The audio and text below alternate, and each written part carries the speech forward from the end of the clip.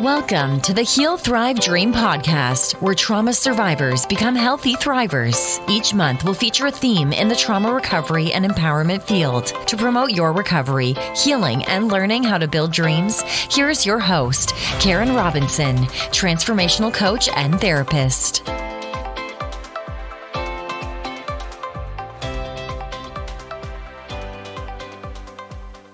Hi, welcome to the Heal, Thrive, Dream podcast. Today, our guest is Jennifer Genty. Jennifer is a single mom and entrepreneur who lives with complex PTSD and major depressive disorder from her childhood trauma. Throughout her life, Jen has learned valuable coping skills and has made it her mission to help others be better in understanding their own emotions. Jennifer has spent the last 4 years developing Mr. Moody Monster, a pull-apart plush toy that has helped children get out their frustrations in a safe way and giving families a tool to talk about emotions and communication. Jennifer believes by sharing her own story, she can help others to know they are not alone. Jennifer, thank you for being here today. I didn't read your full bio. It's long, but this is an opportunity to mention anything that you feel is important that I didn't mention. Yes. Hi, Karen. Thank you so much for having me on, and thank you for the intro. So I created My Moody Monster because of my own frustrations with my complex PTSD and depression. And, I do make it my mission to help others to understand that all emotions are valid. It's just how we cope with them. And so I created a talk called Moody Talks, where I talk about an emotion each month. And I go through coping skills that you can use based on DBT, which is a therapy that has really helped me in my own healing journey. Very good. And for people who are listening who don't know what DBT is or stands for, are you able to explain that a little bit? Sure. So DBT is dialectical behavioral therapy, and it was created by a woman named Marsha Linehan, and she created that for people with PTSD specifically, so that they can focus on 4 different tenets of DBT.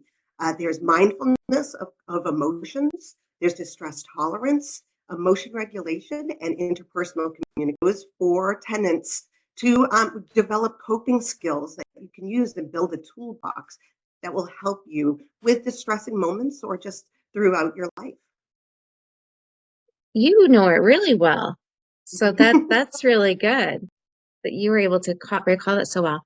And before we started recording, you mentioned that you had a social worker once that explained to you what it means to have complex trauma or complex PTSD.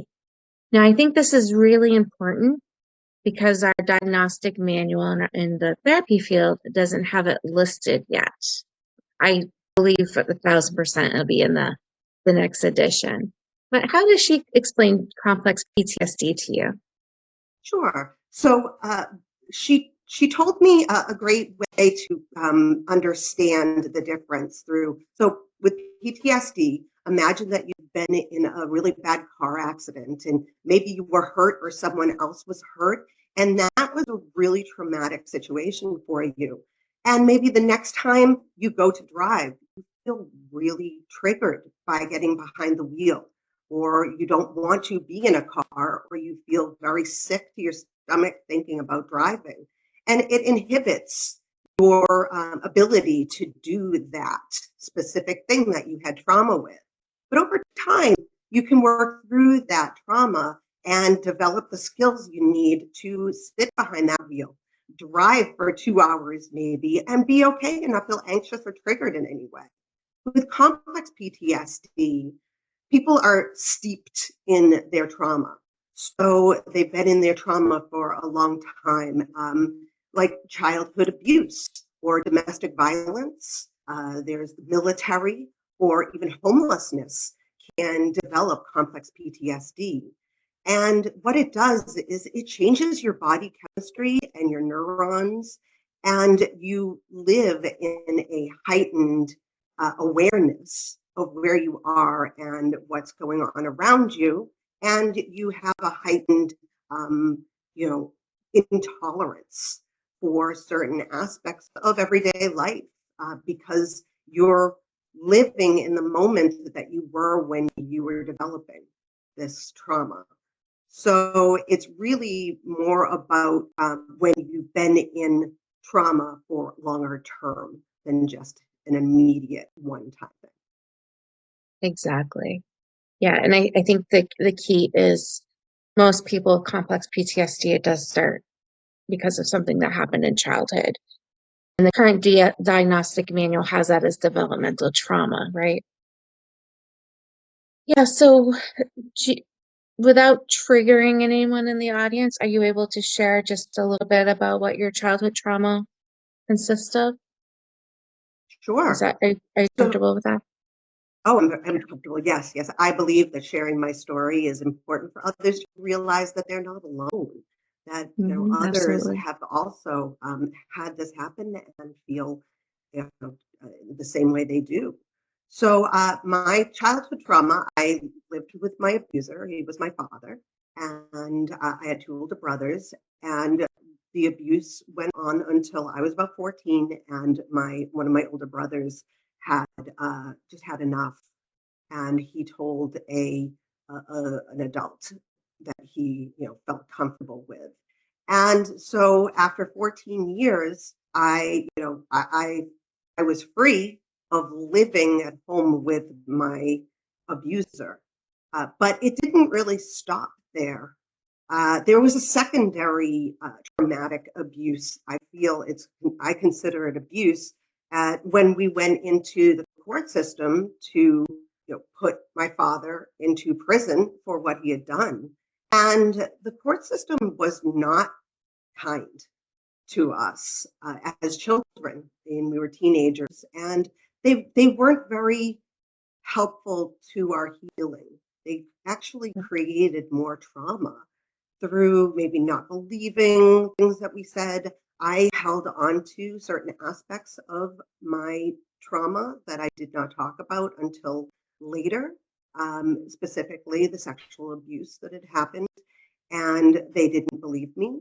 They didn't want to add that onto charges against him because it would be more work. And so they had me go in front of a grand jury and talk about very detailed aspects of my abuse. And it was humiliating to me Mm-hmm. as a teenager who's just trying to get through teenage life, getting through high school, trying to get into college, that kind of thing. It was really difficult. And after, I think it was about 5 years of us fighting, my abuser only got 4 years in prison. And when he got out, he went on to abuse other children. Oh So, no. yeah, so it was difficult. Were your brothers also abused? Was it a situation of physical, sexual, and emotional abuse in your home? Yes, it was all three. Yeah, Okay. for all of And us.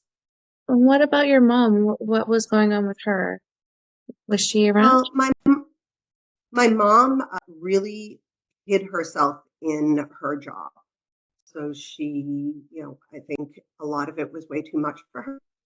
And she went more towards I'm going to develop this career for myself. And, she just kind of put blinders on to it. So when my brother did talk about our abuse, it was very overwhelming for her as well. And she wanted to do the right thing, but she was also really scared of what was happening, not knowing if she could be a single mom that could take care of us. And so I think that overall, my family, including my mother, had such a difficult time transitioning into not having an abuser in the house. And I think Right. that's probably very much of a lot of other people probably could speak on that as well as the trauma of the intense change that happens in your life and environment. Yeah, because sometimes the person that's getting incarcerated is the main breadwinner, and that poses a lot of problems. Did your mom believe you and your siblings, though? Yes, yes, she did. Okay, okay. Phew. That's a I relief, because know. sometimes that doesn't happen, and it's really devastating. No, Well, it's thank you for. interesting. Go ahead. Yeah. Yeah. Oh, it's interesting that now being a mother, being a parent, it's interesting when certain things like that can come up in your life. There is that fear of, I don't know if I can do this on my own as a parent. So looking back, I can Mhm. see where my mother was having that, that fear of the unknown of if they'll survive this. Yeah.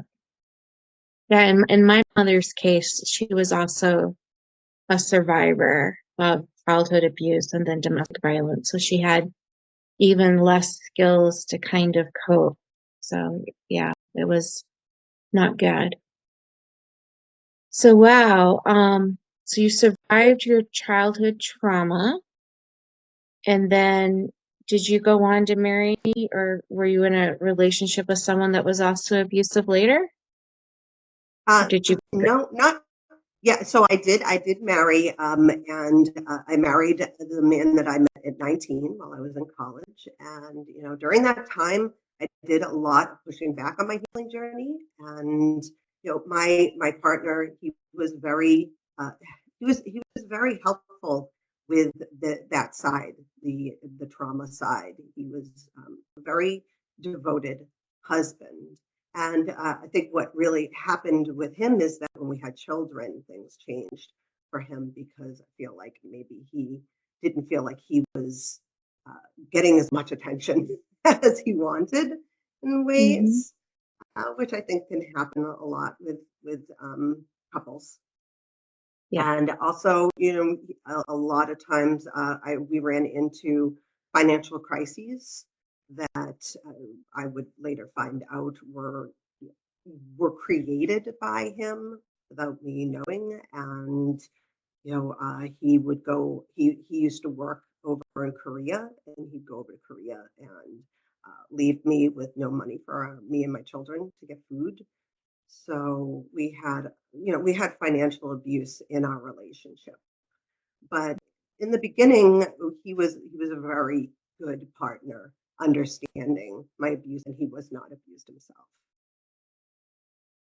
Yeah, so that must have been kind of very unsettling to have a supportive partner all of a sudden not be supportive. Did part of you think that you deserved it? Did it trigger your childhood trauma in any way? It's interesting. Talking about it with you, I feel like, wow, I really need to go to my therapist. You're Sorry. asking questions. No, not at all. That's a good thing. It's good that this comes up because it's something that I can talk about with my therapist. Um, it was difficult to have that switch, and I think there was a mixture of fear and anger. But that brings up secondary emotions when we talk about, fear and anger. I feel as though when I get into a fearful situation, I switch immediately to my secondary emotion, which is anger. So I think looking back, I was doing exactly that. I would get so afraid of what was happening with our finances and then get really angry and have a lot of, fighting about what was happening behind my back. Yeah, yeah, for sure. Now, I would love to hear more about your healing and how that's gone, and then also how you got the idea to create the toy that you made. But first, so I know it sounds like you've used some DBT because you know it so well. What else has been helpful on your healing journey? Like, has there been other modalities, therapeutic modalities, and or self-care practices that have been super healing for you? Yeah. So my therapist, I started seeing her a little after I had had my right now moment, which is what I call when my brain basically said, you can't move forward until you start this healing process. And my therapist has been wonderful. We do internal family systems, Mhm. which is a great modality that I had never used before. And I feel has really helped me tap into the trauma that happened during childhood and really take a good look at who my internal family system is and how I can reach out to them for my healing and to understand them. In little Jen, she is the one who needs the hugs all the Yeah, time. And yeah. I want to give them to her. So I truly enjoy the internal family systems.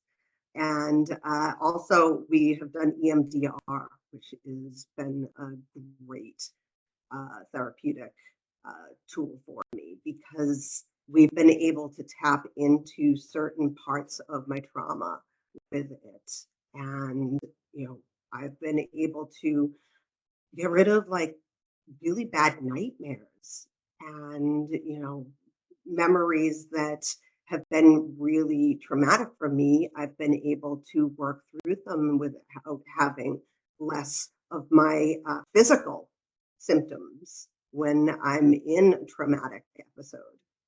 So those are two other modalities that I've truly enjoyed using. Uh, when I talk about my right now point in my life, because I used to push off my healing journey so much, Yeah. I would always say not yet to it, to talking about it. Well, it's Not so yet. inconvenient. Right.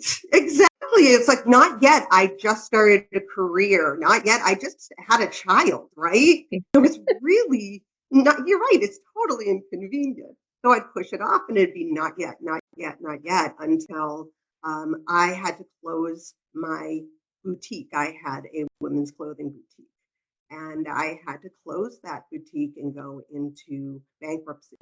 And that was when my right now moment came that Yeah. my brain literally was like, you're not going to be able to move forward until we start this work. And I think that that was the catalyst for getting into all these modalities that have helped me. But DBT has been so helpful because I've been able to build a toolbox. And, I can talk about things like primary and secondary emotions based off of my work with DBT. And my favorite DBT skill is checking the facts. It's such a useful tool. I tell everyone about this one because once you start really being able to do it in the moment, after you've practiced it many times and been able to do it in the moment, it's a game changer for you emotionally. So Yes. when I have to check the facts, it's usually, like I said, my primary emotion is usually fear. And then I'll jump straight to my secondary emotion of anger. So checking the facts helps me to step back out of it emotionally, look at just what's happened in the situation without, with being in a wise mind, as we call it in DBT, and figuring out, okay, this situation calls for which emotion do I need in this? What are the facts of it, and what's the appropriate emotion that fits with this situation? And like I said, it's really been able to help me to better cope in the moment, but also afterwards as well, because I can pat myself on the back and say, hey, you figured it out and you did it pretty quickly. Mhm. And you're feeling the emotion that you really need to feel and get into, mindfulness about, right? It's a great tool. I suggest that anyone take a look at, check out checking the facts in DBT. And Yeah, I like overall, that one too. yeah, overall, DBT has just been able to give me ideas on how to cope with not just those distressful moments, but everyday life. Very cool. So it sounds like because I've been trained in all therapeutic modalities for trauma, there are newer things coming out, but they're sort of based on older models. It sounds like the two that stand out that you didn't mention are the somatic work, Mhm. so somatic experiencing, and also any kind of narrative work, like that what's in like cognitive processing therapy, which usually is a lot of writing. Because EMDR has that exposure piece. But I'm wondering if you've done much journaling or writing through your journey, and also if you use any kind of movement for your healing. So I do like to journal. I do put it in the narrative aspect. Like I'm writing speeches is how I do it for myself is okay. Okay. So I'm working through something. How would I explain it to an audience? And how can I help that audience process? So I kind of do it in a first person, but to a third party. Very good. Are you finding that healing? Yes, definitely. Yeah. And my work with my Moody Talks is also uh, because I do about 10 to 15 minutes of talking about the emotion and skills that work with it. So I like that narrative, that ability to talk about parts of my life and how I work through it, and these are the coping skills I use. Very good. Okay, so now, well, what about movement? Do you do an exercise program or any kind of deep yoga where you're releasing emotions? Anything like that yet? So I go for a walk every day. I do an hour and 10 minutes. That's how much it takes for me to go Wow, around. very good. And Yeah. sometimes I will do that in silence, um, kind of meditatively, or I do listen to audiobooks about like medieval Tudor times, like I listened to a 24-hour book about the Tudors. And then I immediately started a 25-hour book on Mary Queen of Scots. You're And so cute. I love that. and I find that it's really very healing because it's monotonous, right? Hmm. And it puts me in a zone where I may not even be listening to it. I may be thinking of something else that's going on in my life, but it gives me that sound in the back, that monotonous sound that kind of puts me in that Probably a mind. pattern. Yeah. You get in Yeah. a rhythm, a pattern. Yeah. It's very meditative. Yeah. Yeah. That is so cool. All right. So now let's go on and talk about the My Moody Monster. I cannot wait to get my hands on one, but it's been so popular, you sold out. Then I know you got Yes. more coming, but tell us how you got the idea and just a little bit more about it. Sure. So I was in a therapeutic group and I was really frustrated with my PTSD symptoms. They were, this is why I was in the group. And I said to them, I wished I had a monster that I could rip apart and throw across the room and bang against the wall. And, people in the group were like, yeah, you should have that. And, I went home and I'm not a seamstress, I'm not a tailor in any way, but I put together this ragtag monster and I made their head, arms, and legs Velcro so that I could rip them apart. And my first monster was actually named PTSD Pete for for that particular doll and for me. And Hmm. while I was using Pete, I realized if this can help me uh, as someone who has PTSD, and has trouble processing emotions, uh, this could be really good for other people, regardless of if they have PTSD or if they have a mental illness, because emotions are definitely very difficult to get through, especially for children. Children don't understand that they're feeling these emotions and it's okay to feel them. They get upset, and we as parents many times can get triggered by our children's emotions, because I don't know about you, but I mean, I was told never to show my emotions, that I shouldn't make people uncomfortable with my emotions. So I thought Moody would be a great tool for not only children to get out those frustrations, but also to help families communicate better. Because, yeah, sure, ripping Moody apart is, a really great way for a child to get out their emotions and their frustrations. But I feel as though putting Moody back together again is the real part of the healing. Ooh. So you Oh, can I sit love down. that. Yeah, I think it's important because a parent can sit down with their child, or a caregiver can sit down with the child who's had their upset and talk about what happened. What can we do next time to better help you? And maybe we can develop a skill that when you're feeling this way, this is what you can do to help yourself feel better.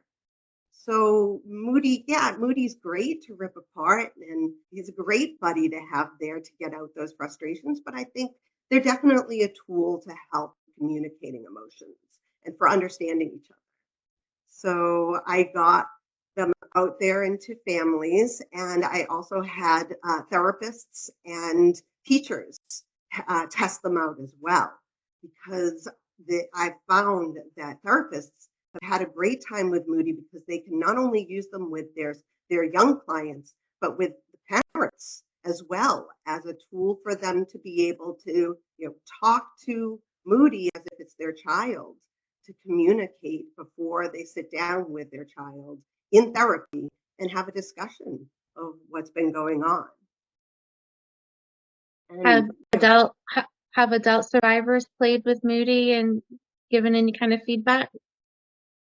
I haven't had too much feedback on adult survivors. I have had a few, actually, friends who have used Moody. I sent a Moody to a friend of mine who was going through cancer treatments, and they brought Moody with them each time they were doing their treatments, and they felt it was very helpful for them to have, just because Moody is soft, and they have so many different, the sound of it ripping, the feel of it, squishiness.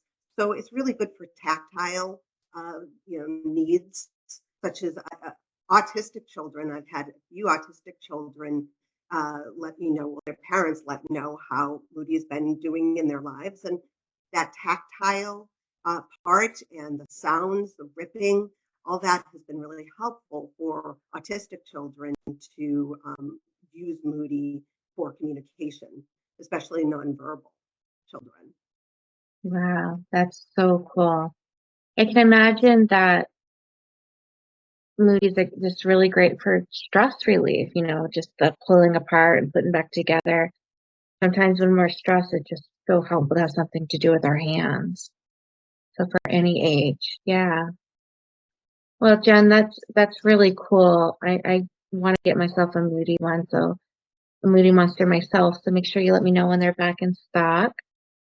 And let people know, what is your YouTube channel or the best way to reach you? Sure. So you can find me at the website, mymoodymonster.com, all one word.